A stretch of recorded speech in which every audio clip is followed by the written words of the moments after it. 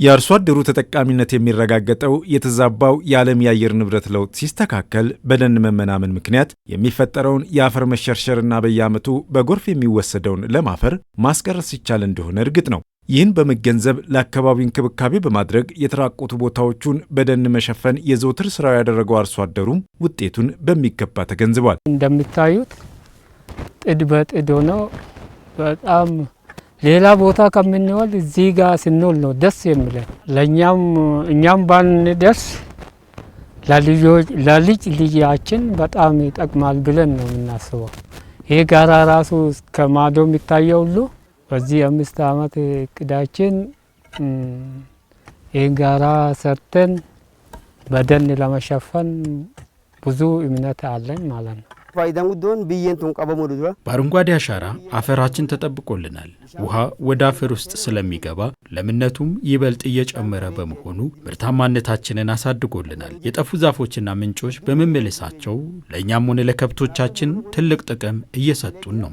አልሐምዱሊላህ በሬዴ ይራየቹ በኢትዮጵያ ባለፉት ዓመታት በአረንጓዴ አሻራ መርሃ ግብር የተተከሉ ችግኞች ዛሬ ላይ ፋይዳቸው በግልጽ እየታየ ነው። በርካታ አካባቢዎች ቀድሞ የገጠማቸው የደን መራቆት ተስተካክሎ የአካባቢውን ስነ ምህዳር በመመለስ ለምርታማነት መጨመር እገዛ አድርገዋል። እንደምታዩት እንደዚህ አማረ ስፍራ የሆነው በተከልነው ችግኝ ነው።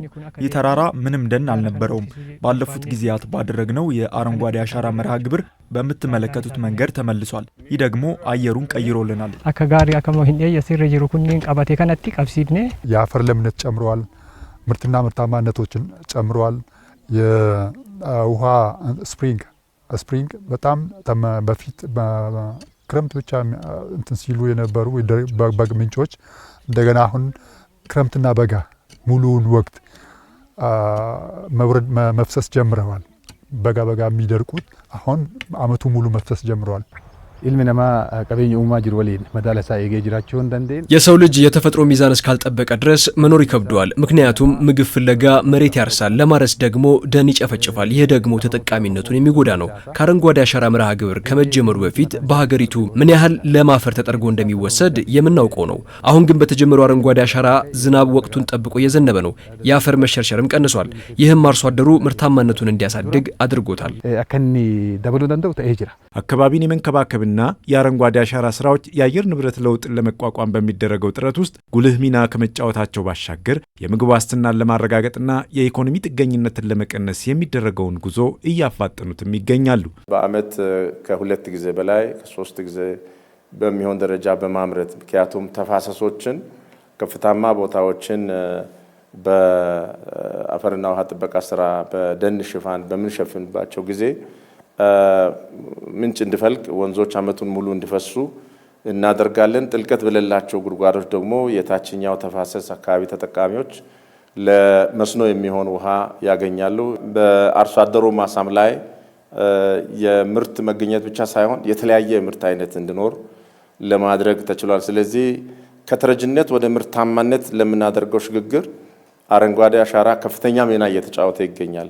የአረንጓዴ አሻራ መርሃ ግብር አካባቢን አረንጓዴ ማልበስ ዘመቻ ብቻ ሳይሆን የአርሶ አደሩን የሜዳ ላይ ድካም ወደ በረከት በመቀየር ዘላቂ ተጠቃሚነቱን ያረጋገጠ የታሪክ ምዕራፍ መሆኑን በተግባር እያሳየም ነው። የተለያዩ ችግኞች ለተለያዩ አካባቢ ነው የሚሆኑት።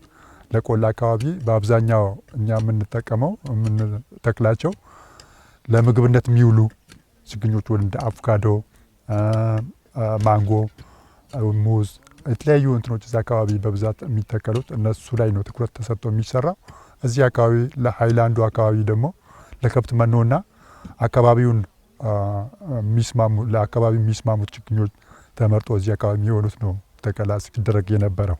በአረንጓዴ አሻራ መርሃ ግብር ለደህንነት ከሚውሉ ችግኞች ባለፈ እንደ አቮካዶና ማንጎ ያሉ የጥምር እርሻ ችግኞች በአርሶ አደሩ ማሳ እንዲተከሉ በመደረጉም አርሶ አደሩ ተጨማሪ ምግብና የገቢ ምንጭ አግኝቷል። በተመለሱ የተፈጥሮ ደኖችና አረንጓዴ አካባቢዎች ውስጥም አርሶ አደሩ የምግብ ዋስትናውን ማረጋገጥ የሚችልበት እድል ተፈጥሮለታል።